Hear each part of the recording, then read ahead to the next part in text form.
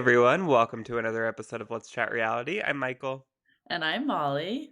and we're here today to talk about the Survivor 48 finale, as well as the first 5 episodes of Secret Lives of Mormon Wives Season 2. There was so much that happened this season that dropped all at once on Hulu that we decided to cut it into 2 parts so that we can go a little bit deeper into all the drama and everything that happens. So we're just going to be talking about the first 5 episodes today, and then next week we'll talk about the second half. So, Molly, how are you, first of all? How was your Memorial Day weekend?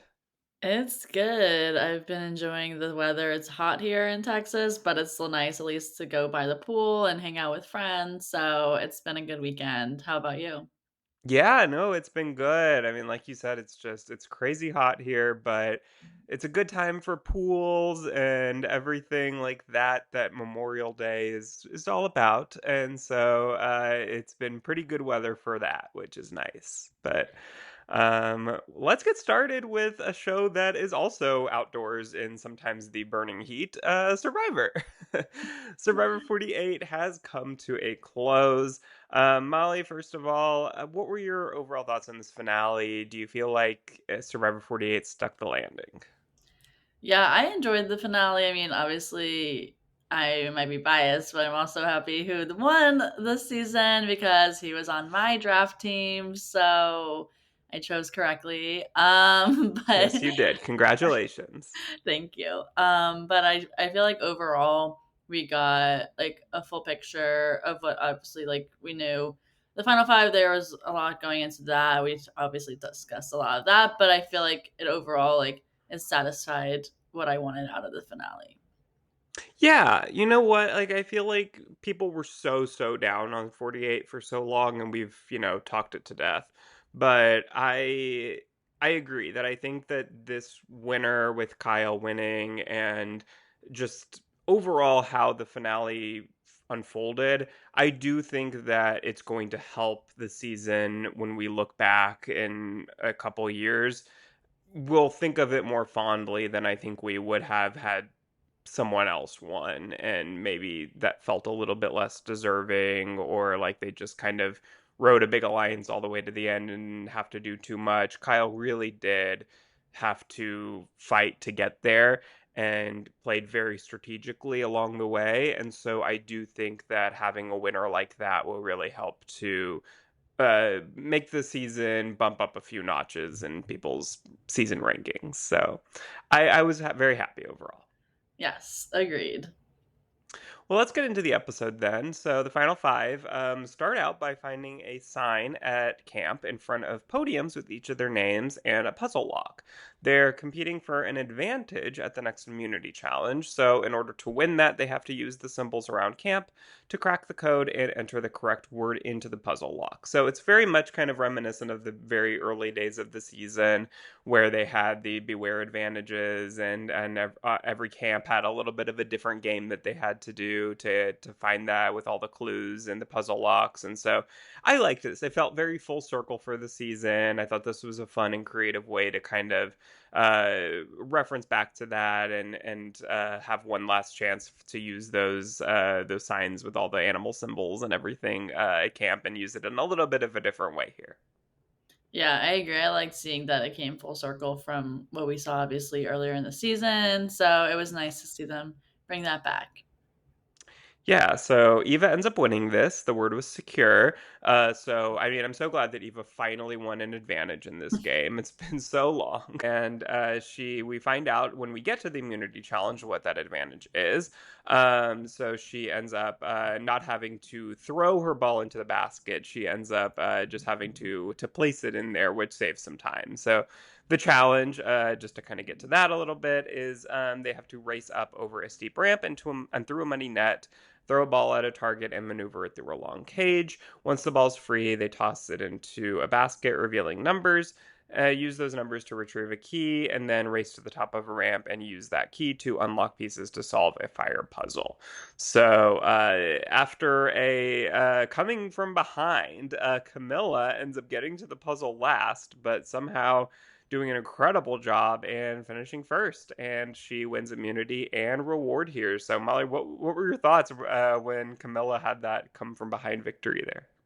I was so excited for Camilla. Obviously, she's also one of my favorites from this season. So I felt like she definitely deserved this win. And I just was happy to see that at this point, like, obviously, like, we obviously see the strong competitors of like Kyle and Joe, but it's nice to see that Camilla won this one.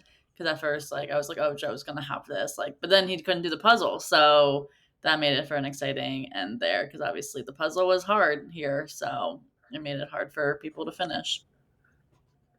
Yeah, no, I think that that's something that we talk about like with Big Brother a lot is these challenges are so like in recent seasons and 26 was better, but like especially I think 25 was like the height of this where it was like every challenge was just physical. And it was like people, like Suri and America and Felicia, it's like you want all of these people to have a equal chance of winning it and not just have Jag and Matt win everything. And that's, I think that people sometimes complain about survivor challenges where it's like, why does every challenge have to have a puzzle, end with a puzzle and start with something physical? It's like the challenges seem kind of like repetitive and boring to a degree. But I think that it's so important that every challenge does have a physical element and a puzzle element, a mental element where anyone can win because every part of that is tested. And so everyone, Camilla has a chance to struggle a bit at the physical part of it, but come back if you're good enough at puzzles, she can come back from behind and still win it. And that's so important, I think. And sure, they could probably do a better job of making the challenges feel a little bit unique and different from one another. But I think overall, Survivor does such an incredible job of making these challenges to where you really never know who's going to win it. Yeah, I agree. It's great to see that because I mean, I also think like overall this puzzle, like I probably wouldn't have gotten to it as quickly as Camilla did. Like she did such a good job here, which was impressive too.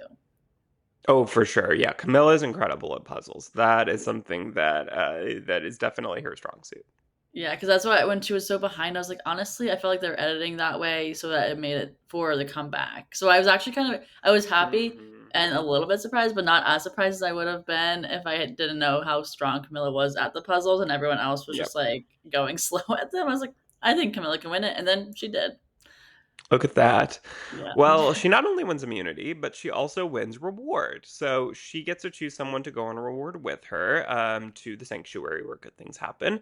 And she chooses Eva. So what did you think of that choice?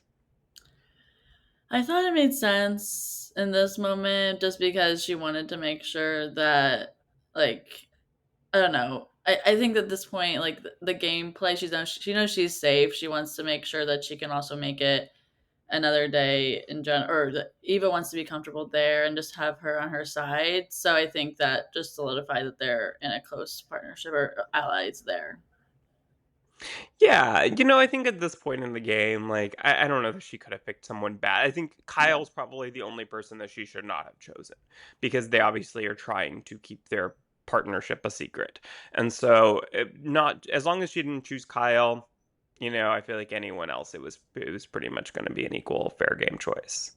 yeah, So, while they're back at camp, there's really very little scrambling here. Everyone agrees to vote Mitch. Mitch tries to kind of say like, "Oh, Joe's a big threat. I'm not a threat, and I'm not going to win any jury votes." But everyone's pretty convinced that the jury loves Mitch. Everyone loves Mitch. That nobody wants to sit next to him at final three. I don't know. I really don't know. I think that this season the editing has tricked us a little bit in terms of I think not necessarily giving us an accurate view of, seemingly at least, of how the jury was feeling about these contestants. I miss the Ponderosa videos that we used to get where we really got like a deeper look at the jurors when they leave and kind of what their thought process is of what was going on in the game at that time. And as someone enters, you kind of hear the jurors who are already there like kind of talk about the game, and I feel like that gave us such a better sense of kind of how everyone was feeling. And I don't know that we got I feel like everyone thinks like oh, Joe and Eva are such big threats. Like they're gonna win at the end if they get there. Like they're controlling the game, but it really didn't feel like the jury respected their games. And so we think that Mitch has no chance if he gets to final three. He's gonna be a zero vote finalist, but maybe the jury did love Mitch enough to where if he was sitting next to Joe and Eva, he could have at least gotten some votes. Like I really don't know. I know. Looking back on it too, I was thinking the same thing of like, well, we don't know entirely of what they were thinking, and obviously on our side, we're like, well, yeah, obviously you'd take Mitch, like he's not gonna win, but Hmm. now we saw what happened. Like even Joe, he only got one vote, so it was like, well, maybe the jury did respect Mitch more than Joe, but obviously I feel like this is what made sense in the moment here, just for the rest of the tribe, just because everyone else was so close and they had kind of already all agreed to go with each other in a way to Final Four. So Mitch was just that easy one out at this point, which was sad, but also at least Mitch wasn't blindsided here. Like I kind of was happy in a way that he knew what was coming so we could like mentally prepare it and like obviously that's not a good feeling, but it's a good enough feeling that you were respected, that like you were told, oh, you're going to be voted out here. Yeah. So it was heartwarming to see it, even if it was sad. Yeah, there was no suspense, but it was still like a nice moment to watch of just kind of every Mitch like being grateful for the game and to be able to play, and just kind of everyone respecting him and sending him off here. But yeah, no, I think this was a very different type of tribal, and where there was really no suspense. They didn't even try to make it suspenseful. Mitch is voted out here, and the next morning Kyle and Camilla agree that their best path to victory for each of them is to sit next to Joe and Eva rather than each other. I think they both seem to realize that there's no hard feelings there. It's basically just, may the best man or woman win here. And what did you think of that? Like, do you think that that's true? That for each of them, that their best chance was against Joe and Eva. Obviously, we see it worked out with Kyle, but do you think that if Camilla were to have made it there, that she should have wanted to sit next to just Joe and Eva, or Kyle and one of Joe and Eva? I think it made it easier for one of them to be sitting there versus both of them for them to win it all. But I think they both still would have had the chance to win it if they were both there as well. Like, especially now seeing back of like, well, everyone respected more of like Kyle and Camilla's gameplay than they did of Joe and Eva's. So I don't know how that would have worked out, like who they would have favored if it was Kyle or Camilla in that situation. But I mean, they kind of mentioned they really liked Camilla, and also in the part of like the after Hmm. jury part or the finale. What is it called? The The after show, yeah. after show. Yeah, that they're just sitting right there after final tribal. Hmm. Pizza But party, yeah. yeah, but I feel like I don't know. I think they were smart to say that to each other in that moment, though. Like I think it did, generally speaking, make sense for that to happen. Yeah, I think this was interesting because I feel like on its face, you would think that they would both want to try to get there together, ideally. But then, when I really do think about it, I think that it did help for Camilla to be in the jury for Kyle because she was able to be his number one supporter to be like, yeah, we were super close. We did have the secret alliance that none of you knew about. Whereas I think if they had been there together, sure, that would have been brought up still. But then they're both going to try to make it seem like they were the one who was in control of it. And they're going to be trying to both, make the jury think that they were the one who came up with this idea and were the one in control of this alliance. Whereas now, with one of them on the jury, they're able to just be their biggest supporter, the other one's biggest supporter. And so Camilla was able to be like, yeah, Kyle did all this that you didn't know about. Kyle was, playing this game so much better instead of trying to take any of that credit for herself. And so then I think it really makes the jury like really respect Kyle's game so much where otherwise it would have been like, well, okay, we're finding out all this information right now about the fact that you two were so close together and you're both kind of trying to make the point that you're the one in control. Like we don't know who to believe. So I think that this really did help Kyle, and I don't know, maybe he would have won regardless. Maybe Camilla would have, like you said at the after show, they were all like, "Yeah, Camilla, unanimous vote. We love Camilla." So who knows? She could have been sitting next to anyone and ended up winning. But I think overall for Kyle at least, this was a really huge help to have Yeah. Camilla on the jury. Yeah, for sure. Well, then we do get to the immunity challenge, and it's emotion. They make a huge deal out of this as being like this iconic immunity challenge, which was in the running for season 50 final immunity challenge and that vote. Which look, I don't think of like Samotion's fine. I don't know. I don't have anything against it, but like I don't know that it's the most iconic survivor challenge of all time. I don't know. It's fine. Yeah, I was annoyed. I don't wanna see it always, though. Like, it's okay to Yeah. have it every once in a while, but for it to always be that final immunity, and that's what means so much because then you're getting to the final 3 and you get to choose, like, just if you miss the ball, you're not gonna make it. It had a lot of stakes on it, and I feel like because of that, I don't love that it's just this kinda game. Like, I wish there was more Mhm. to it. Yeah, I think that it seems to be like the even seasons have some motion now in the Right. new era. Like I think they didn't do it last season, but they did it, yeah, I think 42, 44, and 46, if I'm not mistaken. So it seems like once a year we get it, which, it's fine. I don't have anything against it as a challenge. I think that it's one of those that anyone can win, which is good. I'd rather this than like just a strictly physical challenge. Like if they were to do like just hanging on the pole when they get rid of like the footholds now, that it's just, pure upper body strength, like that would annoy me as the final immunity challenge. But like I love something where it's just like, how bad do you want it? For the final immunity, it's like this is something that technically you could do, like the pressure cooker on Big Brother, for example. I think that's a perfect like final immunity challenge for Survivor. Like hold on to this thing as long as you can, but it's like not just like, the pull where it's like you physically can't do it if you don't have a certain amount of strength. But like yeah, I just think that the buoy that they did on Survivor Palau is so iconic that lasted like 12 hours. Like I just think of those as like the classic final immunity, like hand on a pole. Like those types of things I love because they probably don't love it because it takes up, in a 26-day game, they probably just don't have the time for a long immunity challenge like that, which is why they've gotten rid of those and made the other ones harder. But it could be worse, but I agree that I don't want to see it every season. Yeah. Agreed. But I was happy with the outcome of this one, so Yes. it worked out. Yes. So for anyone who doesn't know Motion, one hand is tied behind their backs, and then a ball drops down a chute. It spirals to the bottom. They catch it and put it back in. As time goes on, more balls are added, and then it gets harder because you don't know which one it's going to come out of. You kind of have to keep track of all the balls, and then if a single ball drops, then you're out. So Kyle ends up winning this. And he then immediately knows that he wants to bring Joe to Final Tribal with him and have Camilla and Eva make fire.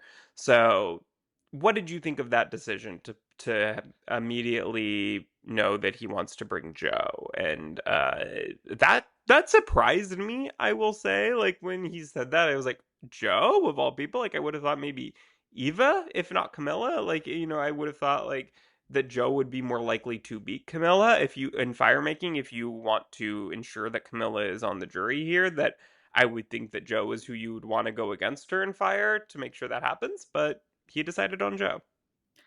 Yeah, I was a little bit surprised too, and also we also all thought like, "Oh, well, Joe's such a big threat, like, why is he going with him?" But Mhm. obviously the jury didn't like his game as much as they did Kyle's, so, I mean, it made sense for that, and then also it didn't give Joe another point to show like, "Oh, I won in fire, like, I deserve to be here in the final tribal," That's so true. that also took that away from him, so I think that was smart from Kyle's perspective just for that reason as well. But, I mean, now, obviously, we can look back and see that it was the right decision, but, like, in the moment when he chose him, I was also a little bit like, "Well, why?" Like, you could have taken Eva easily here.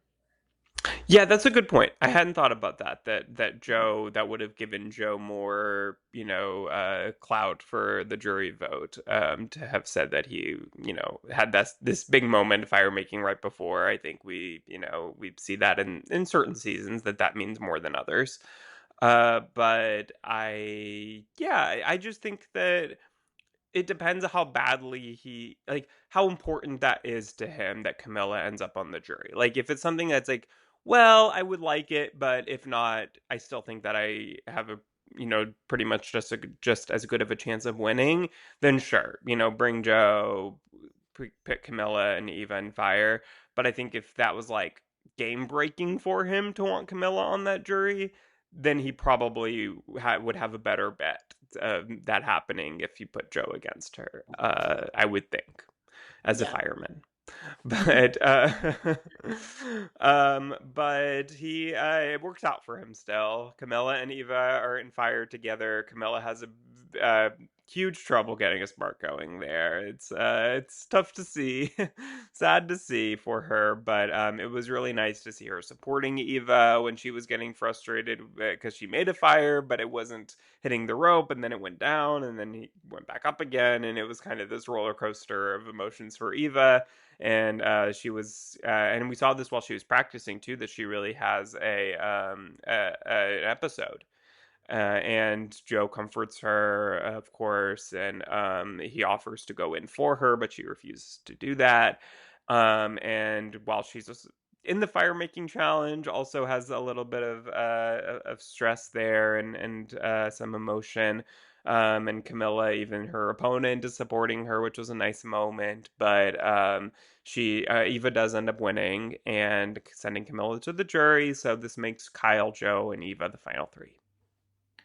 Yeah, I know. I was surprised that Joe had offered. I mean, I wasn't totally surprised because that's like such like a dad move for Joe to do, like asking if she wants to not do the fire anymore and have him do it instead. But obviously, Eva wanted to prove to herself that she could do it, and she did. So I was happy for Eva that she ended up winning, but also sad that Camilla lost here. But it worked out because obviously it was good for Kyle's game to have Camilla on the jury. So that was really good for this whole situation here. Yes, for sure. So we then get to final tribal, and I would say it wasn't the most exciting final tribal, but there were some good moments. Were there any highlights that specifically from final tribal that stood out to you?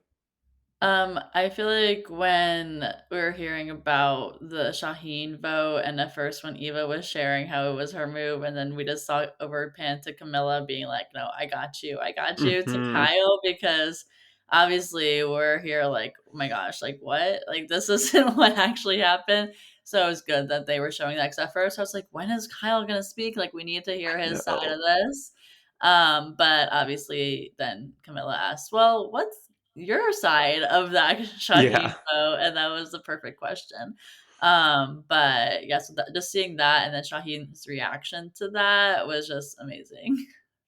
Yeah, and Eva's reaction to that was Yeah, pretty amazing too, I thought, where she was just like, "Whoa, wait, there's a lot I don't know here, I guess," type of thing. Because that was also, if I'm not mistaken, the same moment where they found out that Kyle and Camilla had this close relationship all yeah. season long. So I think it was just a lot of information for Eva and Joe specifically to handle all in one moment. But it seemed like, yeah, everyone was pretty surprised by that. I just loved how easily impressed Chrissy was all final tribal. Like, everything that was revealed, Chrissy was like, like, she just had this like look on her face, like, oh my gosh, like, I am learning all this new information. But my favorite line of, I mean, Chrissy is just incredible on this. Was when Eva was like, well, I have a surprise for you, and she was like, or she was like asking, what do you think I do, or something. Chrissy was like, you're not a student that plays hockey with boys. Like, I don't know why that line just was so just, That I was a can't good stop. It's moment. been 3 days and I still cannot stop thinking. Or no, it's been how long? 4 days, and I still can't stop thinking about that moment. That line Yeah, was just incredible. that was good. But Chrissy did show up for this final tribal. yeah. Yeah, and, David's knock knock joke was another kind of fun moment where he was, pretending to be angry, all tribal, and then it comes out with that moment, and he's like, I was just playing." So that was fun. David has his moments, I will say. The standing and, the knock knock joke are, I think David is better as a juror than he was as a survivor castaway. Yeah, that's a good takeaway from this, I would say. I agree with that. Yes. Well, in the end, Kyle ends up winning and they vote a 5 to 2 to 1. Eva gets 2 votes, which kind of surprised me, I will say. When she got her second vote, I was like, because she had I will say, Eva had a very good final tribal, I think, overall. I think she did a good job of explaining her game and making the jury feel like she worked to get there and had, she had some rabbits to pull out of her hat with the safety without power that some people didn't know about. I didn't realize. I kind of figured that everyone knew about the safety without power for some reason because I think her alliance knew, and so I think I just figured that kind of that word got around camp of her having that. But it did seem like there were multiple people on the jury surprised by that. So I guess she was able to keep that a secret to a certain degree, and so I think that that was a good kind of surprise that she was able to drop on them then, and she got 2 votes out of it. Yeah, I agree. I mean, you also texted me this, that the fact that Eva was in the middle, you were a little bit scared because you're like, well, the middle Hmm. seat is usually the winner. So it made us maybe believe that, oh, are people going to be swaying more to Eva? So then seeing that she got 2 votes, I was like, whoa, like what's going to happen here? But then obviously Kyle then swept the rest of them. But I feel like, yeah, she did have a really good tribal. I think Joe just really didn't try as much as he could have here. Yeah. And that's why he didn't really get any votes. He got one. So Cedric voted for Joe, which was interesting. But I feel like Kyle definitely was a deserving winner here. So I was happy to see that. And it was a satisfying ending for me. Yes, it was. For you, it was satisfying. No, I think it Yeah. was satisfying for me as well, for different reasons. But no, yeah, I think that Kyle is was definitely the most deserving winner of the season for sure. I think that he was able to read the jury in a way that we as viewers were not, clearly. And I think a lot of people out there were able to read the fact that the jury was not impressed with Joe and Eva's game. And the fact that, Camilla was saying this in some of her exit press here, where she was like, yeah, when I was talking, the jury was eating it up. You could tell at tribals. And when Eva and Joe was talking, like they were stone faced, like they were not reacting. And it was very clear that they were not impressed by their games. They didn't respect their games, and they respected Camilla and Kyle. And so I think that they were all much more willing, or some of them were much more willing to vote for, especially Camilla. I think that if Camilla had been there, it seems like just from kind of what the jurors and the finalists have said, that I think they were all really really supportive of Camilla's game.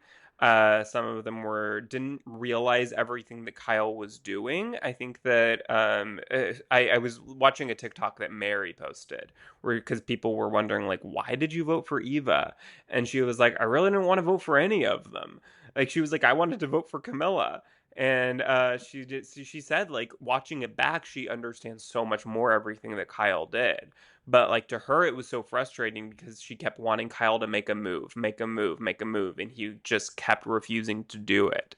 And watching it back, she's like, well, now I get it. It makes sense. Like he's doing all this stuff that we're not aware of, and he's has a closer relationship to Camilla and all these people. So I think that for the jurors, like they just were able to kind of see Camilla's game as being like playing from the bottom and being scrappy and making all these moves, but they didn't understand that Kyle was doing the same thing with her. So like she was like, well, I just I was impressed by Evan's answers and gave her the vote. Yeah.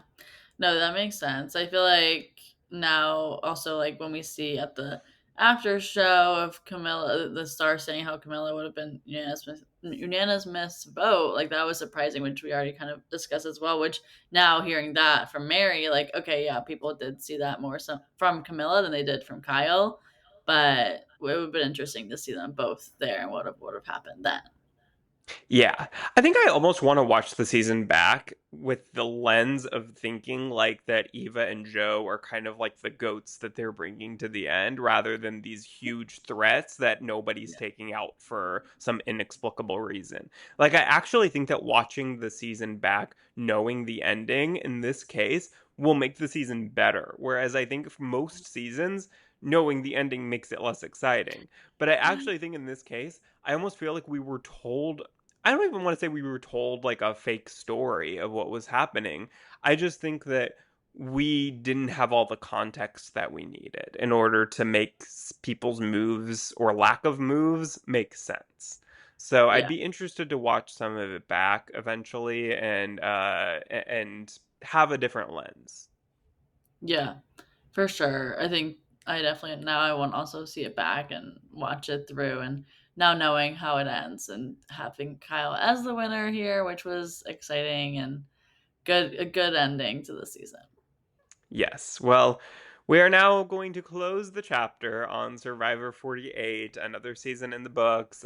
We got a little preview for season 49, of course, at the very end here, and we're getting some news about 50 very soon, so lots to look forward to in the Survivor world. But for now, we will close that book and let's move on to a show with much colder weather, but potentially a lot more drama than we got on 48 at least. Secret Lives of Mormon Wives, the first half of season 2. So, Molly, take it away.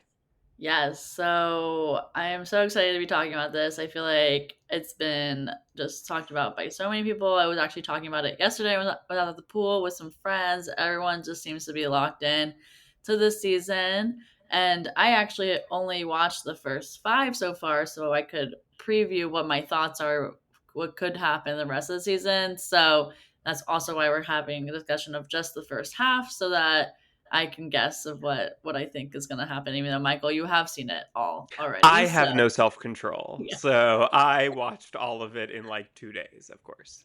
I mean, I would have if I had more time. I feel like to watch them all, but now I'm glad that I can now watch the rest after we record this episode because now I don't have the self control after I And started I it. have all the time in the world, so Yeah, now I'm like, well, I can make time to watch this show.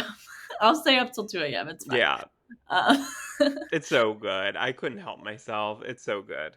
Yes. Well, overall, for the first half of this season, I feel like it's just delivering on all cylinders here. We get all the drama. There's real life drama. Like it's not like things that are fabricated here. Like everything is real, and it's kind of sad some points part of it, but like also it's nice to see that they're like not trying to hide things from the viewers from us. Like it's like, well, like they're really delivering and giving us the tea. Like this is great to see and great TV, of course. Yeah, I think what I really appreciate about this show is that I think they are not falling for the same traps that other shows have fallen for. So I think like Vanderpump Rules in the early seasons, the show really resisted embracing the fact that they are now famous. Hmm. And so it was like, oh, these people in, season 6 of Vanderpump Rules are still pretending to work at Sir.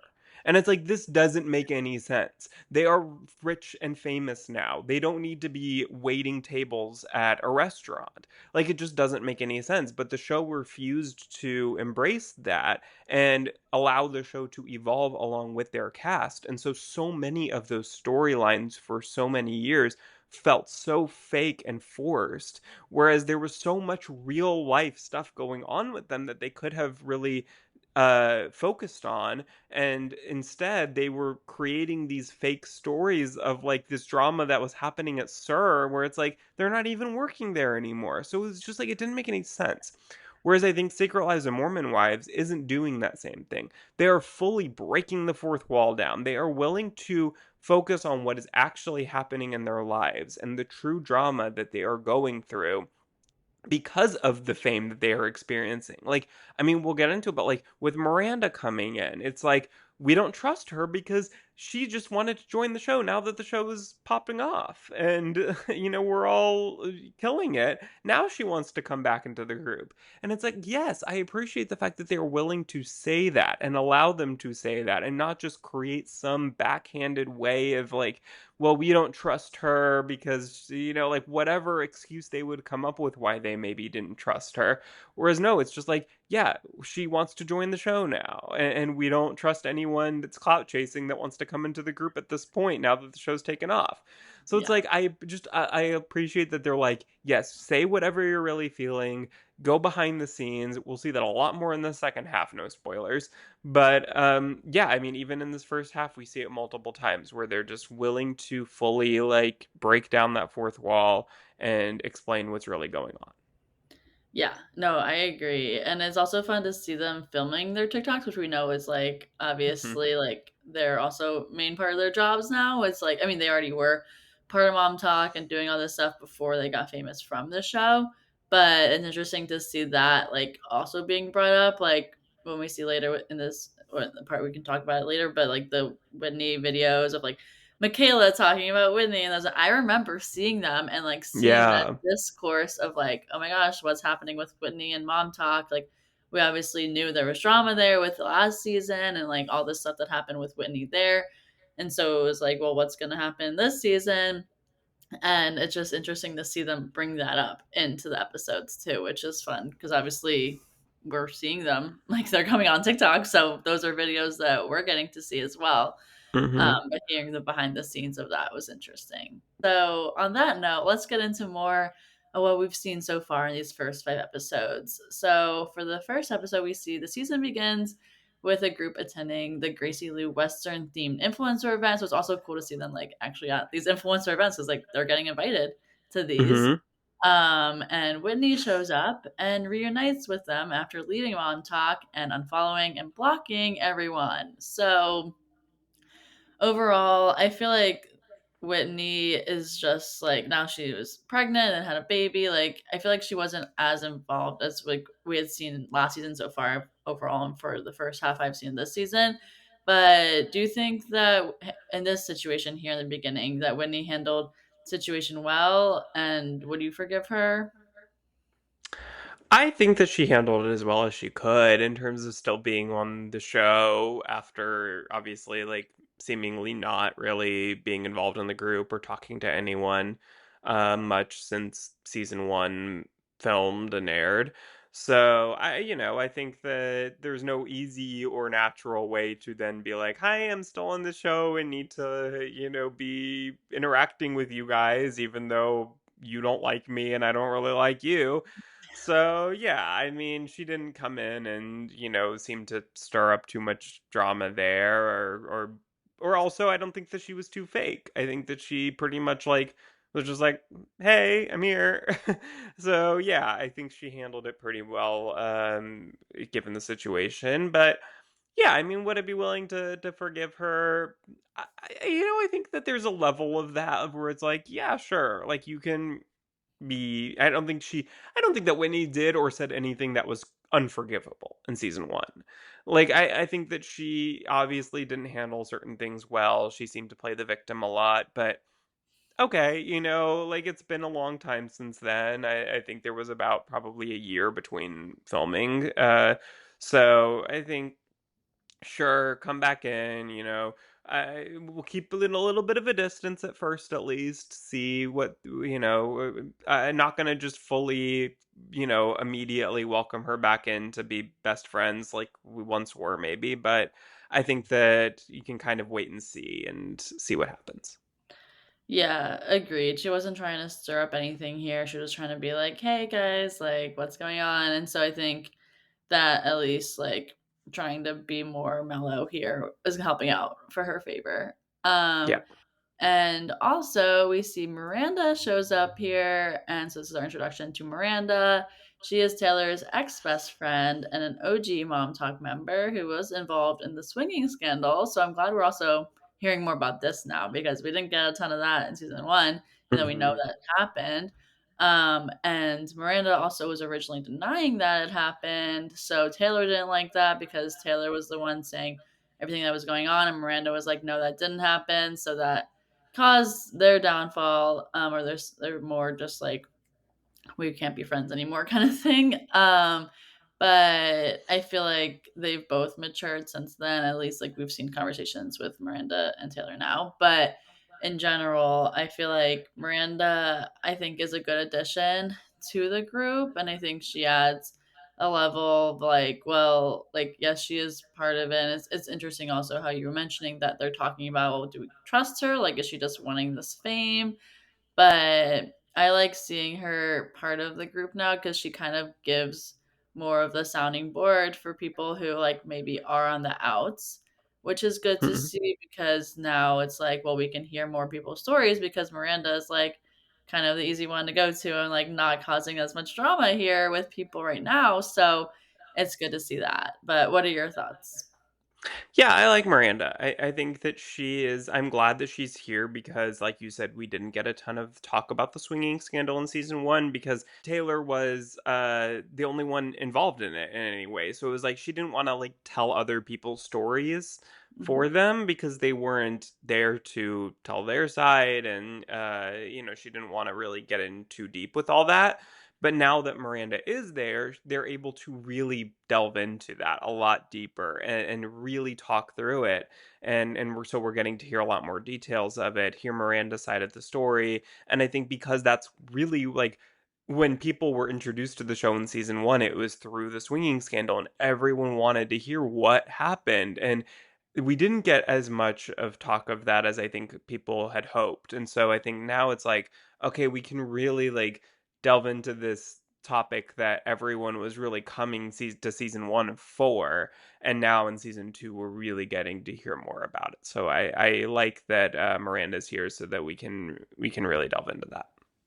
Yes, agreed. And so Miranda tells the girls that the extent of her involvement was playing spin the bottle and just kissing other men. So with that, do you believe that's what happened? um I don't know. I think that I tend to believe Taylor in this because why would she lie? Like I don't Yeah. think she has anything to gain from lying. I don't even know that it's necessarily a lie. Like I think that there probably is truth to that, but I think like it's more of like a okay, what is your definition of like swinging? And what is your definition of like, different things? I feel like there's a lot of technicalities here that we're kind of delving into. And so I think it's like pushing the boundaries of spin the bottle and pushing the boundaries of like just kissing. It's like, okay, we were kissing, but like what was the situation here? Like, so I think like there's probably some sort of like it's somewhere in between, maybe like what Taylor and Miranda's versions of it. So I don't think that it's like Miranda intentionally lying, but I think it's a little bit of downplaying.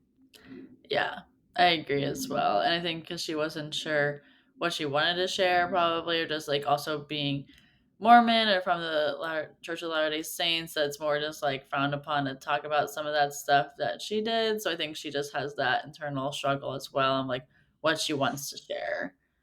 Hmm. But which Yeah. also we didn't even mention that part. I feel like that's another big thing in what's happening in all the dramas, like because of how they were brought up and like growing up in the church and all that, like Hmm. puts such a stigma onto the things that they're like living in now, or like overall just sex conversations and all this kind of stuff that also like if we were to watch any other kind of group of people, like we wouldn't get this much drama out of it because it's like they have so much of their like childhood traumas that they're going through too, of like experiencing things that like they had to suppress emotions and like all that kind of stuff in like maybe not all of them, but like generally speaking, like of what we're seeing from these women at least, that they're all having like now like looking back into like how they grew up and like resentment in some ways of like what they were restricted from.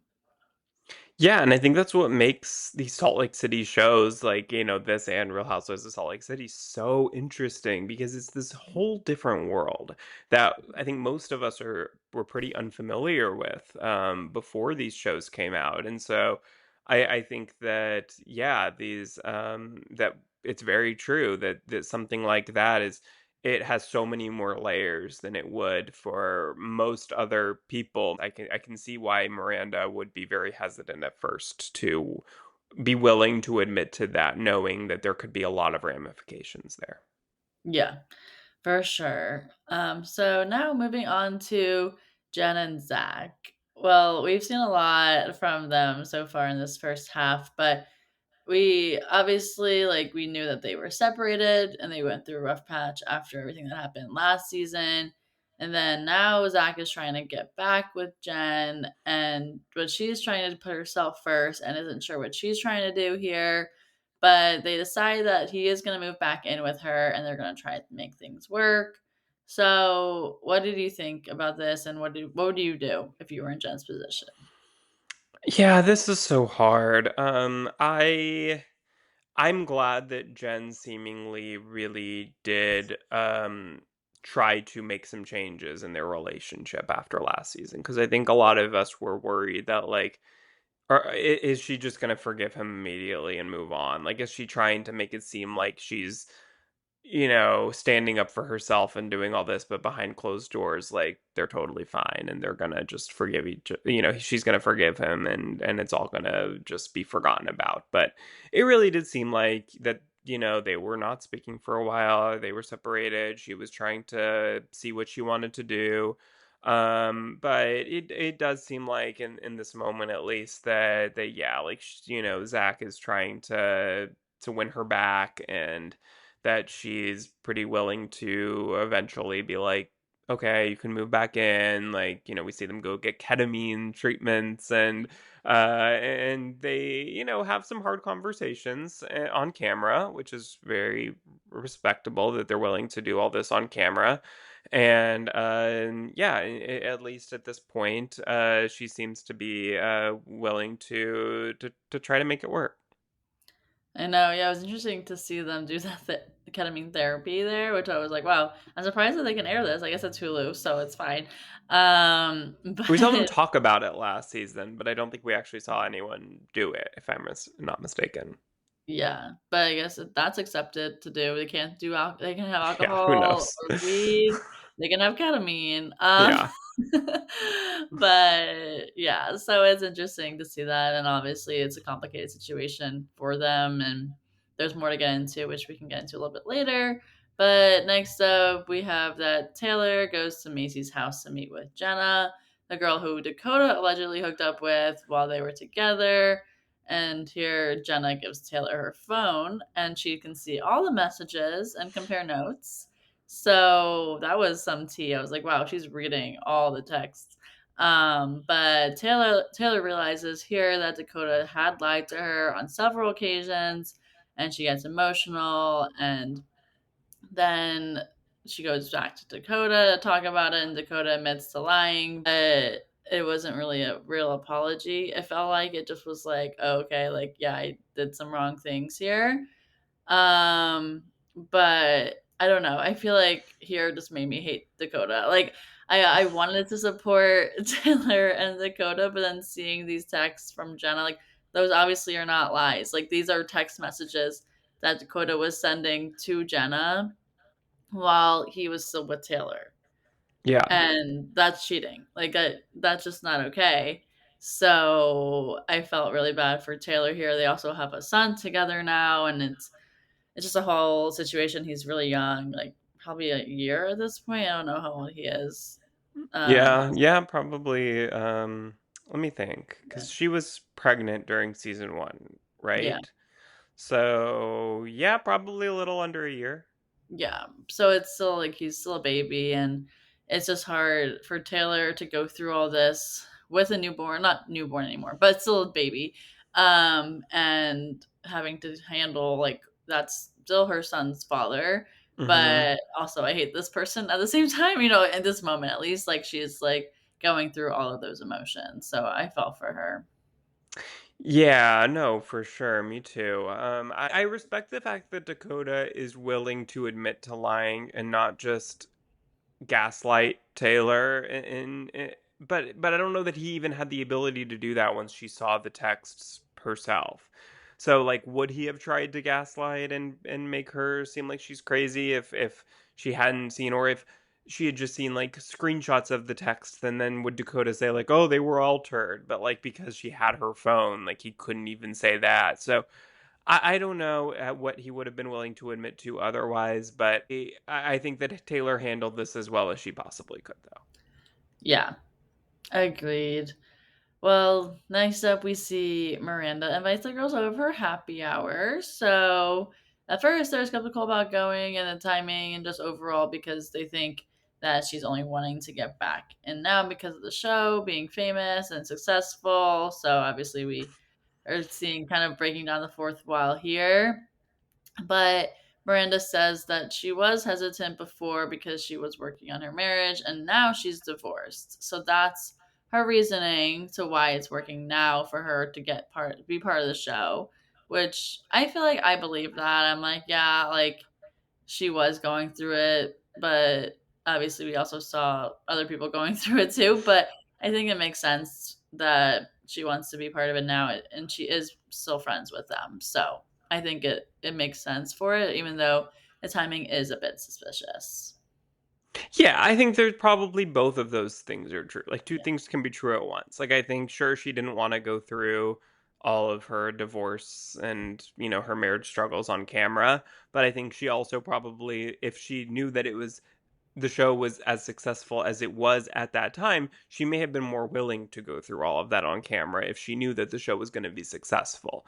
And I think that because she wasn't even sure, like, is the show even going to, like, hit? Is it going to land? And then, like, she didn't want to also ruin her marriage for a show that was not going to be even a successful show that lasted more than one season. Whereas now, at least, like, she's like, okay, I would be willing to go through all of this. Like now I'm willing to talk about all this that I maybe am a little uncomfortable with, but at least I know that the show is big and I'm going to get something out of this. So, I do think that both things are probably true to a certain extent, but I don't blame Miranda for not coming on season 1, and it doesn't make me like look at her sideways really, because I think all of them want to be on a successful show, and like, I don't think that any of them went on this for any other reasons than Miranda is now. Like I don't Yeah. know. Yeah, I agree. I think it's just they were being kind of petty about it, probably, and Yeah. they wanted to say what they wanted to say in that moment. Yeah, and I don't think that any of them treated Miranda badly, like coming Yeah. in. Like it didn't seem like they were mean girls towards her. So, you know, yeah, I don't blame either side there. I think there's truth on both sides. Yeah, agreed. And we also get to hear that Taylor says that Chase, who's Miranda's ex husband, told Taylor that he had feelings for her after Taylor told him about a sex dream that she had. And Taylor not immediately telling Miranda about this was a big part of their fallout from their friendship. So that was interesting to hear about, is because now we're hearing, like, oh, their swinging scandal like really did mess up their marriages, um which we know now both of them are divorced from their ex-husbands, but hearing that, like, it was interesting just to hear a little bit more into that, the context of that. But do you think that Taylor and Miranda will be able to mend their friendship? I do. I do. I think that maybe they won't be quite as close as they once were, but it even seems like now that they're very close. Like they're Yeah. doing TikToks together.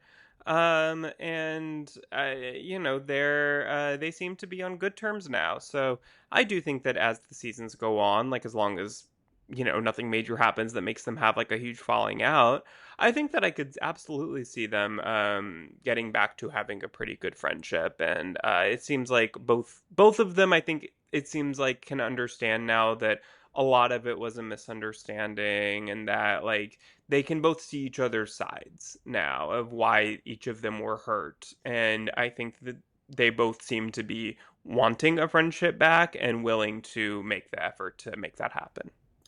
Yeah, I agree. I can see them mending their friendship. I think they've both matured and changed a lot since that happened. So I'm happy to see Yeah. them move on more from that. Yeah, and they're in a very similar place in life right now. Like, I think, Yeah. Miranda's divorced, Taylor's obviously going through very tough times with Dakota. They can both relate to what each other is going through, and so I think that helps as well. Yeah, definitely. And well, no shortage of drama here. Here's more more to get into with now with Demi and Jesse when they're meeting up with Zach. And we're hearing now that he admits to overreacting about Chippendales, but says that he did not gamble away his medical school tuition, which Jen had said to the girls supposedly that they heard her say that, but that now they start to question how truthful Jen really is because Zach says that he did not do that. But I don't know. I think Jen just he said something or some way like the words were twisted in her mind that she said that maybe to the girls, and then like I feel like they're Demi and Jesse are just really grasping on like one set of information and then like making it seem it's the biggest deal ever, and then saying, "Oh, Jen is lying," and then it's like, "Well, Mhm. is she lying?" Like I don't think she's lying here. I think this is what she heard, or generally like of what was discussed in some regard. But I don't think she's intentionally trying to make Zach look bad here. But what were your thoughts?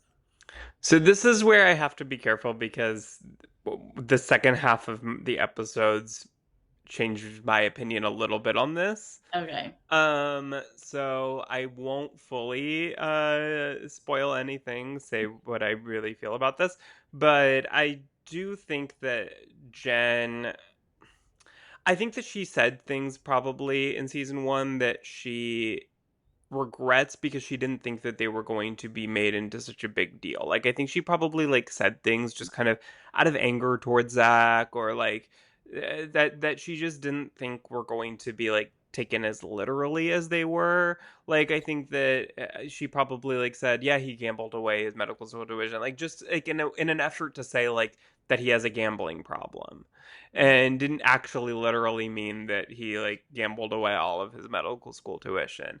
I think that she probably wasn't intentionally trying to lie or make him look bad, but I think that she just kind of like said it as a bit of a throwaway comment that, a year later ends up being still talked about now.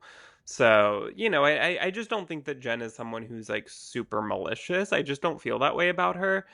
But I also think that she does probably like I could see how like the other girls would think that she kind of like tries to make everything look perfect when in reality it's not. But I think that it's more of like a self defense mechanism than anything malicious. Yeah, I agree. And I feel like she's just been going through it a lot with Zach now. So it's obviously not great to bring up all this stuff now. Or it's like when she's hearing about it now, it's like, well, why are you still caring about this? Like this happened so long ago. But Jen and Zach do meet up together with Demi and Jesse, and Jen's upset because she feels like they're trying to make up that she only talks negatively about Zach, and then she tends to bring up what happened at Vanderpump Villa. So throwback or bringing in another show in the Hulu universe. With Lisa Vanderpump, her Vanderpump Villa show between Demi and Marciano, which this is our first mention of like this maybe the scandal whatever happened in in Vanderpump Villa, Yeah. which was interesting to hear. Like, okay, like what went down in Vanderpump Villa, which I know obviously we're gonna get more into probably in the next second half of this season. Yes. But for this part, we got like a little teaser. But I don't know. It's interesting just to hear them discussing another show also in their show, which is fun. Yeah, so I have not watched all of season 2 of Vanderpump Villa, but I did watch the Mormon Wives episodes. It was towards the very beginning of the season. And yeah, I will say like you don't need to watch those episodes to like they don't give you any more information. Like they none nothing none of these scandals really like come up there other than you just see Demi and Marciano, like, talking a bit, and maybe, like, that looks a little suspicious once you see what happens, in this show. But if you were just watch it by itself, like, you wouldn't know of any sort of scandal that was happening. But no, it does feel like, there's yeah, it's going to be talked about a lot more later. I will say, like, as of right now, I don't necessarily think that anything I don't think that Demi was, like, coming on to Marciano or flirting too much with him. Like, I don't. I think that it's a matter of, like, did Marciano do anything that Yeah. was really inappropriate towards Demi? I think is mostly the question here of, like, how far did that go and how much uh what was Marciano out of line? Yeah. I agree, and I think, I mean, to me, we also see, I feel like she's kind of getting a little bit of a villain edit in this season of, like, her just bringing up all this stuff with Jen, but then having issues of her own and her marriage we hear about at the end of this part of this half of of the first half of the season. And I feel like with that, it's like, well, what's really true? Like, what is Demi hiding, and like what's actually going down? Is she just putting up this front and trying to bring up the drama not related to her so that it gets away from her, which was interesting to hear about also. But so I don't think she did anything wrong here at Vanderpump Villa. I think it's more just what people are suspecting happened and like what they want to project onto the situation. Yes. More to come with Demi's villain edit for sure. Oh, do you think Uh, she looks like a villain? yeah. Yeah, But yeah, we'll put a pin in this for now because I think there will be a lot more to talk about after the second half of the episodes with for Vanderpump sure. Villa. Yes, good little preview for what I have in my mind of what's gonna happen.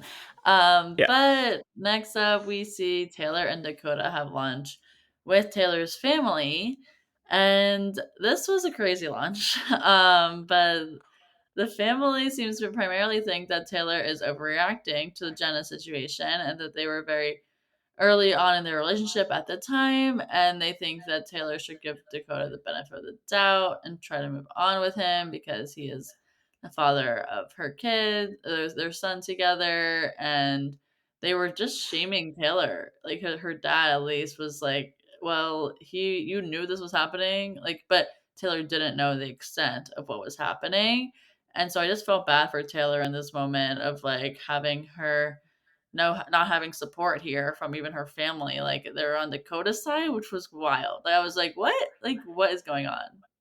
Wild. This made me so angry. Like, I don't think I have been this angry watching a television show in a long time.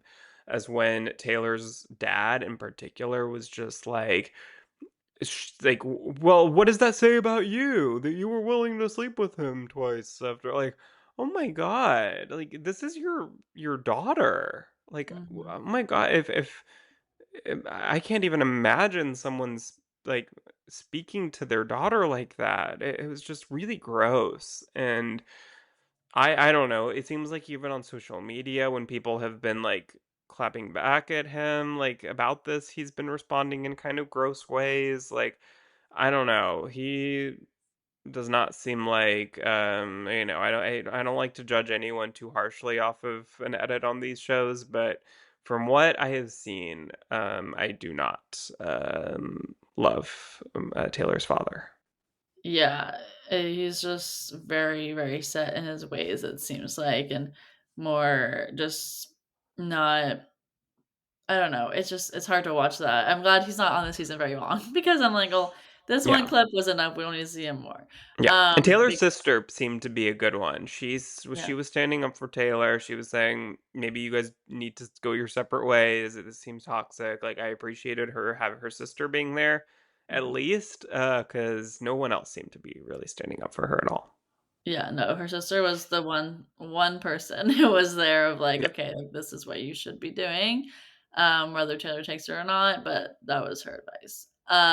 But Next up, we see Jesse invites Chase and his girlfriend, as well as Miranda, to her Halloween party. So this Halloween party was a lot going on here, which we knew going into it that we were going to see this Chippendales reenactment essentially with Jen, but I did not expect there to be so much drama when Chase and his now girlfriend and Miranda and Taylor and Dakota all are there. So very messy situation. Messy, messy, messy. Messy Jesse.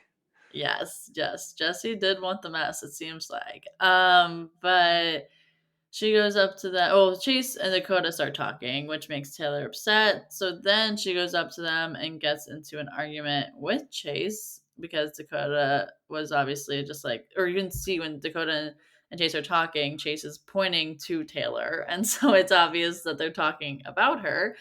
And then she brings up just like what they were asking or what they're talking about and overall what they were saying. And he denies telling her at the gym that he had feelings for her, but then also says he only said he had a sex dream with her, or that's the only thing he had said was not that he had feelings, just that he had a sex Hmm. dream Yeah. about her.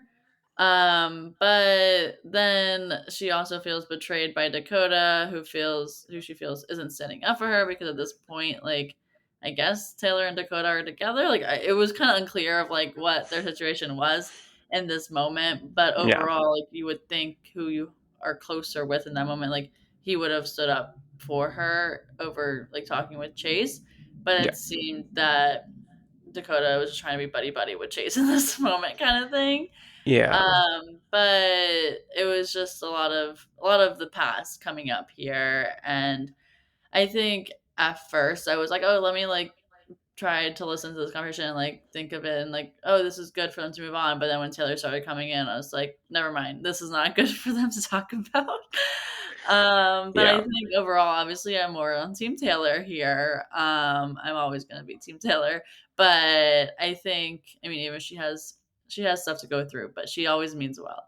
And I think that I felt bad that for the Chase being there and like her just having to feel that kind of feeling. Like I felt bad that she felt that way she did because that's not a good feeling of not having the support from her, maybe boyfriend Dakota, at least baby daddy, and then being called out from this ex fling ish person who like you never really wanted to be with, but like was saying they had feelings for you, and then not admitting to that. But what are your thoughts over here overall on like the Taylor Chase of it all?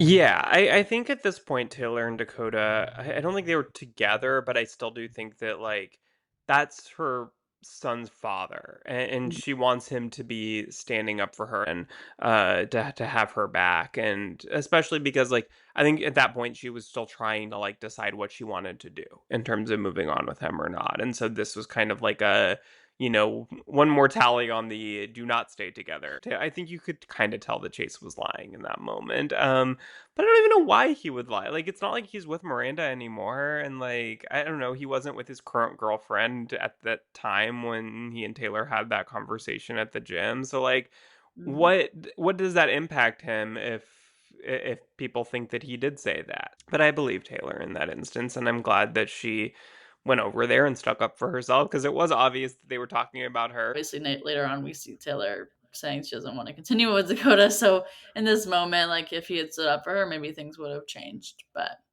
For I don't sure. I think yeah, I think that that this could have been a really good opportunity for to Dakota to prove himself and show Taylor that he is willing to stand up for her, willing to, not allow other guys to talk about her in that way and that if she doesn't like someone, then he's not going to buddy up to them either. know. I know. So not he's not showing up how he should be. Yeah. But also then as Chase is walking out of the party, he touches to me, like pokes her and says, "Where's your husband?" And then she goes up to tell Brett Chase put his hands on her, and that sent Brent storming out to confront Chase and runs out to the front yard, and there's a whole confrontation there. which was interesting to see. Also, no one had seen Brett yet in his Chippendales outfit, and he comes down like no shirt on. And I don't know. I feel like to me, obviously, it was right to feel upset of Chase poking her there, but I think she maybe overreacted a bit into the situation with this. But what were your thoughts on the Chase and Demi? Yeah, I mean, look, Chase should not have touched her. I do not support that in any way. But I do think that her saying to Brett that Chase put his hands on her, of course, is going to make Brett think something completely different than what actually happened. Yeah. And so I can understand in that case Brett storming out, looking for him, thinking like, "Oh my God, he must have like pushed her or." Like grabbed her or something like that that is much more aggressive than what actually happened. And so was Chase wrong for doing that? Absolutely. But to me should have been a lot more clear to Brett. It really makes me feel like to me purposely worded that in a way that she wanted Brett to do that. And I think if Brett had actually known or seen what had actually happened, I think that he would have come at Chase with a different energy. Yeah, I think so too. And then obviously, then we see the cops were called on them for the noise complaint, which was interesting to see that go I down. love Jesse being like, "Hey, do you watch Secret Lives of Mormon Wives?" Asking the That was cop. great. Yeah, no, that Yeah, was so funny. And they're like, "No, what's that?" Well, she's yeah, like, "Well, everything is intertwined here." yeah, Um, but yeah, so I mean, I didn't expect to see that much drama before we even saw the Chippendales of it all. But then we do get back to seeing that the Chippendales redo with having Brett and Jordan and as well as another performer dancing for Jen, and they do this in front of Zach as well because Zach's right there, so he's watching the whole thing, and he looks slightly uncomfortable, but doesn't say anything. So Jen's just there, kind of like trying to like sink into the chair. It seems at some points, but I don't know. It seemed like she didn't hate it, and but except knowing that she knew Zach was gonna hate it, made her maybe like think otherwise. yeah. What did you think of how Zach handled it in this moment? Yeah, I think at the moment, I think Zach handled it very well. Very like he was good. Just no, don't say anything. Let Jen have her fun. Don't ruin the moment. I thought he handled it well. Then the next day, we find out that Zach was very upset. Then that night, when they got home, and really seemed to take a lot of his anger out on Jen. And so I think that's not good. I do not think that he should have taken his anger out on Jen because it's a matter of debate how much Jen was aware of what was going to happen and whether she agreed to it or not. But I still do think that it's not Jen's fault. Like, if anything, like, go to Jesse and to me, which he does later, but, and hash it out with them. But I don't think that taking his anger out on Jen yet again was a good sign that he's really fully like evolved and made the changes that Jen would want to see in him. Yeah, no, I didn't like that, like, hearing about how Zach was angry with her and just overall, like, well, in the moment, it seemed like he was okay, and then afterwards, like, bringing out all his anger there, obviously, is not good, but we see more conversations coming up later about this as well, and it's just, like, overall, just I feel like he needs to get over it, like, he was dancing, like, it was, like, Yeah. not it was nothing harmful in the situation, at least in my opinion. It's like obviously we're on the outside, we're not in the relationship, and like Zach has his own opinions of it, which is fine, but you don't need to bring down your wife with those opinions. Like at least like have a good conversation about it, but like don't harper on it forever. Yeah. Um, but we also then see Jen takes a pregnancy test and it turns out to be positive. So this was a really sad moment, but also it was like, wow, like sad, but is she happy? Like it was hard to tell. But at first, she definitely is sad that because she's breaking down with Zach because they're not on good terms, and she's scared and like bringing in another child into their somewhat broken of a relationship. Like they're not totally separated at this point. Like they're still living together, but they were separated. And they're still working through things. So it's a really rough moment for her just to find this out, which was a real moment too. It's like, well, you can't fake that you're pregnant here. Yeah. And I just felt for Jen here, and I hope. I mean, we know she's pregnant now, so like, obviously, she still has a baby, or she's about to have a baby. But overall, it was like it's crazy to see that like this was how she felt in the moment. Yeah, that was a very real moment, and I think that you could really tell that she's wrestling with these all of these emotions of like not in a good place with Zach, is happy to have, to be pregnant, but just not right now because she just doesn't think she's ready to bring another kid into the world when things are so up in the air and she doesn't know what the future holds. And now this is just another factor like complicating things so much more. And so yeah, I really really felt for her in that moment. Like you could tell that that she was really going through it. Yeah, I know. It was a rough one to watch.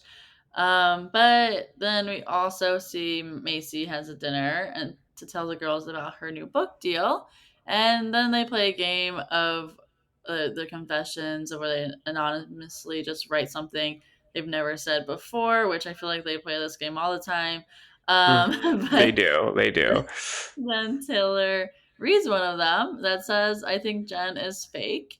And then that makes Jen emotional because she already feels like everyone hates her and she can't go to her husband because he's also not the most supportive of her right now. So she just feels very alone. And I don't know. I felt like overall Jen's just going through it. Like I was like, don't bring her down even more. Like she's already at a low point. Like we don't need to harp on Jen too long. I mean, obviously we do more because we see more conversations than when she meets up with Jesse, but we'll talk about that in a second. But overall, do you think that Jen is fake, and why do you think someone would write that? I mean, I think like the answer is probably yes right now, but for a very valid reason. Like she doesn't feel comfortable like sharing with the group everything going on in her relationship because she knows that they've used it against her last season. Everything that she told them about Zach is now being used to make her look bad. And so why would she share anything else with this group about what she's going through in her relationship and all her struggles? Like clearly, that this is a group that doesn't necessarily fully support her right now or have her best interests at heart. And so it's like, she feels comfortable sharing it with someone like Miranda, who, hasn't proven anything to be, to do her wrong. But, I don't know that with most of these girls, she feels that level of closest right now. Yeah, I agree, and it's hard for Jen just because she doesn't. I understand where she's at of like not wanting to share everything, but it is and then coming across then as that she's being fake Yeah. to the girls. So it makes sense, but it's also sad. Yeah. Um, but then also now back to Whitney. I feel like we kind of lost Whitney for a lot in this We season. did. But Whitney has a conversation with Macy where she tells her that she's upset that Macy joins in with Michaela and others doing shady TikToks about her. But like Whitney's saying she expects it from other girls, but not from Whitney or not from Macy. But Macy's saying that she does the TikToks not knowing what the captions will be. So, which I get, like you can just like do a fun TikTok and then someone else puts a caption over it. You're like, oh, like I didn't know that was going to be the case. Mhm. So, I think that's a valid comeback here of like, well, this isn't really me. So, but do you think that Macy should stop filming the TikToks with Michaela? I think that she should just tell Michaela basically like, look, you could do what you want in terms of doing TikToks about Whitney, but I am still trying to have some level of a friendship with Whitney. So I would appreciate like you not including me on those TikToks. Like if you know that your caption on a TikTok is going to be something shady about Whitney, don't include me in that one. And I think that's a fair line to draw to where it's like, not that she's not going to fully stop, like being friends with Michaela or doing TikToks with her, but just telling her like, look, don't include me in those. Yeah. Yeah, I think that would be the smart move for them, for just to move forward and not having Whitney feel as much like she's being betrayed or whatever how Yeah. she feels with that. So I think that's fair. Well, next up, now back to Jen. She meets up with Jesse. So this was an emotional little coffee that they didn't, or hot chocolate, whatever they get. They didn't even drink their hot chocolate. Yeah. But Jen first wanted to go to Jesse to talk about the Chippendales experiment or performance and showing like just talking to her first and trying to understand better, just like have an open conversation there. And Jen says that she was only told that Brett would be giving the Chippendales performance, not that Jordan and the performer from Chippendales himself. So then Jessie says that Demi did tell her that there would be other surprises, and that Jen told her that she and Zach were even planning to go to Chippendales together for an exposure therapy. So she wouldn't have thought of this as like a big deal or like anything that was going to cause any rifts in her marriage. But like, obviously, it caused those issues, which is not good. But also, Jesse then also brings up how Jen was lying about Zach being related to Ben Affleck and saying that she knows that, like, overall, like, she thinks that she says lies. But then Jesse's then coming back, or sorry, then Jen says, a lot of J's. Jen says that she knows Jesse's past and that says if she's asked said that if she's asking to swing with them, it's a no. So, which is the first I heard about Jesse's swinging. So I feel like this was just a big of okay, what's actually happening in this Yeah. meeting? Like it didn't seem like anything was solved here, and there was just a lot of yelling back and forth of what they wanted to be heard, and that we're not receptive of it, either one of them really. So it just seems that Jen and Jesse are just like, I don't know if they'll recover. At least not right now. Like they're just in different places. Yeah, nothing was solved here, for Yeah. sure. I can see both sides to a certain degree.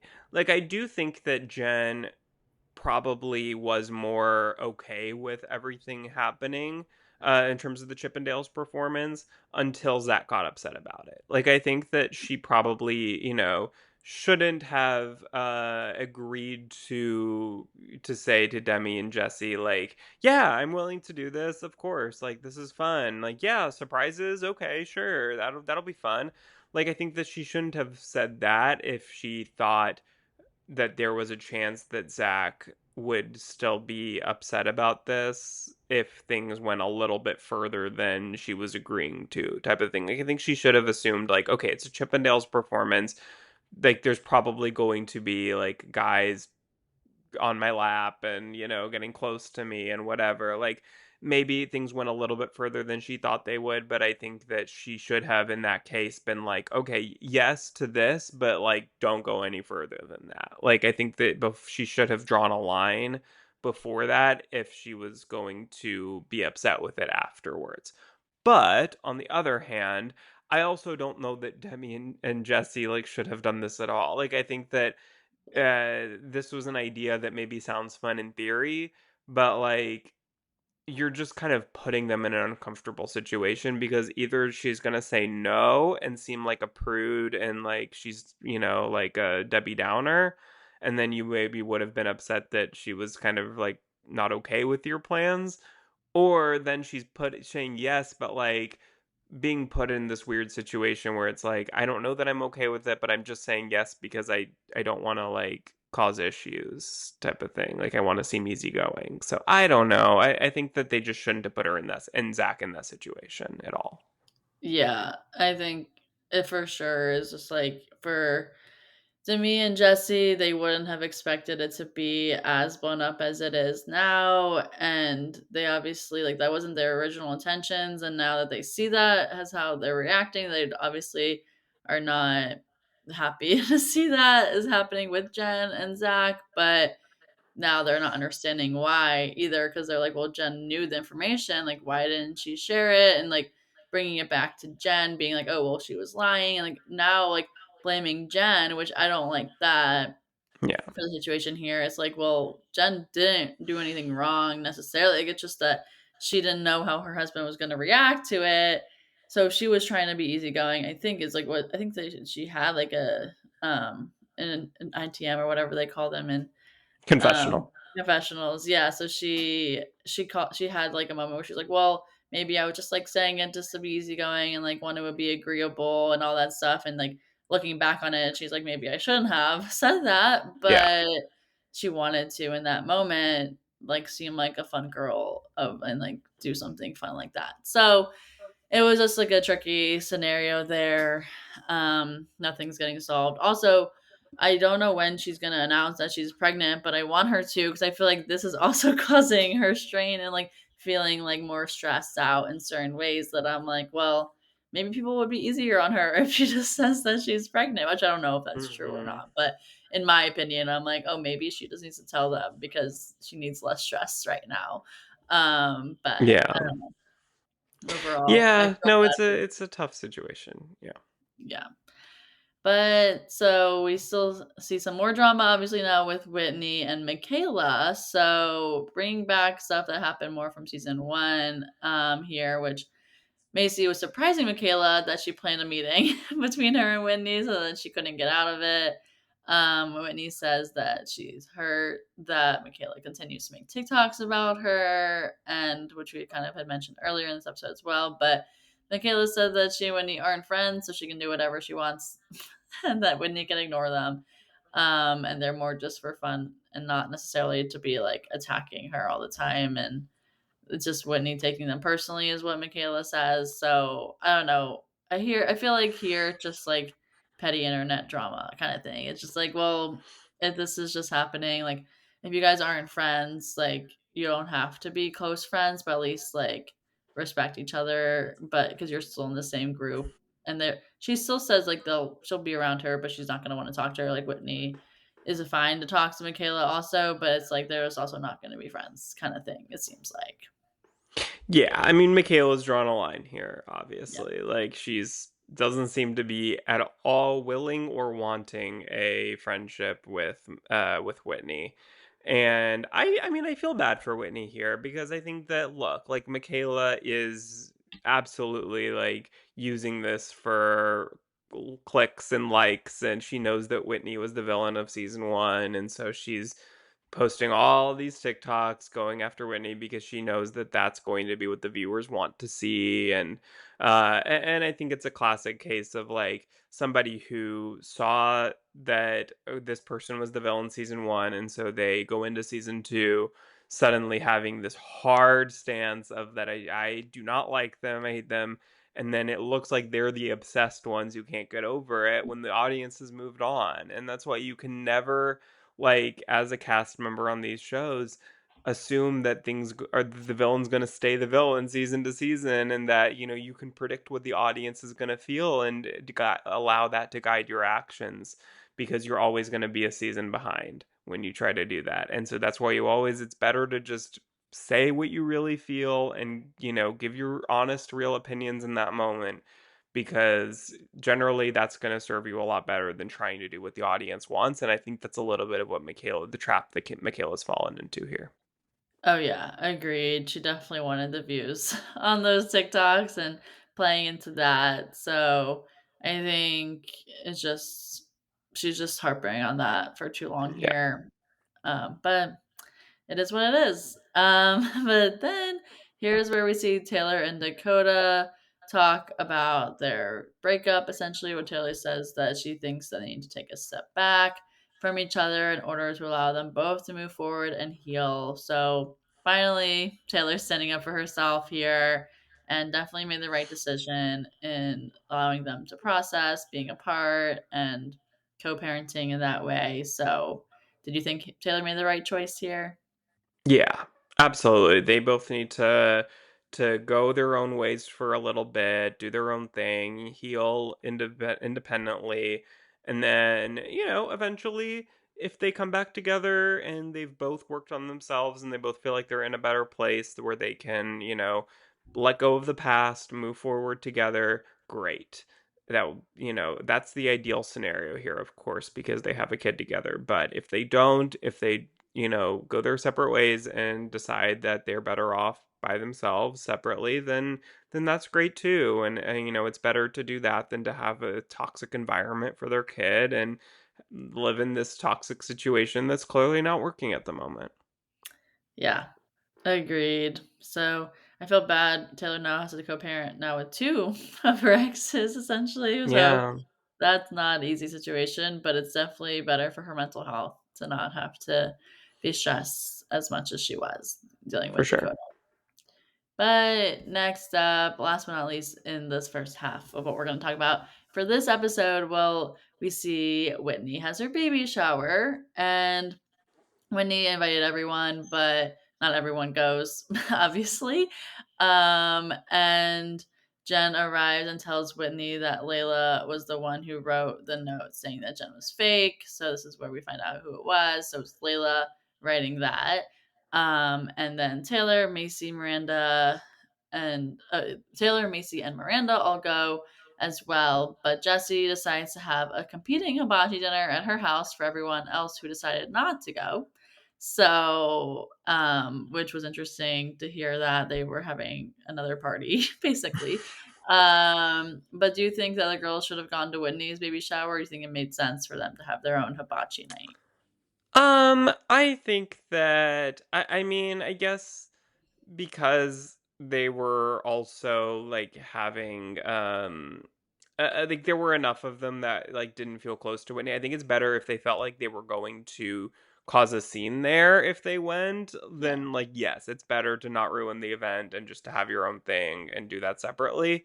But I mean, look, like I think with these shows, like you're a cast member, like this is your job to go to an event. Like even if you maybe in the real world wouldn't have gone to this for Whitney when you're not getting along with her, like I think overall, yeah, like just go to the event and be with the rest of the cast. If it's an all cast event, it's an all cast event, unless something like seriously horrible happened to where like you think that you would get in a physical fight with someone if you were in a room with them. Just go. I think 99% of the time. Yeah, no, that was interesting to see that split, but I think it did make sense for this situation just because they were really not close to Whitney at all.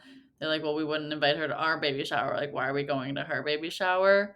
Kind of thing. But yeah. And then obviously we get some drama though on the other side. We get to hear how Jessie admits to swinging in the past, but she says that she's hurt because she confided in Jen with that information and now she's using it against her. So Demi and Jesse think Jen is going to continue throwing out accusations against them both. And I feel like here it's just like they're just trying to take jabs at each other sort of situation. But do you think it was wrong for Jen to out Jesse's swinging pass? I think that Jen seems to, yeah, like kind of have these things like in her back pocket about Demi and Jesse, like with Demi and the Vanderpump Villa situation, and with Jesse and the swinging pass. Like she's kind of like threatening a bit to kind of out these things, and I never love that type of tit for tat, but. I think in this case, like, yeah, they've also really been using things against Jen as well that she shared with them about her marriage. Which, yes, it was. I think those things were on camera, so I guess that's more fair game, to be fair here. But I think that these were things that were going to probably come out regardless. At least the Vanderpump Villa stuff, of course.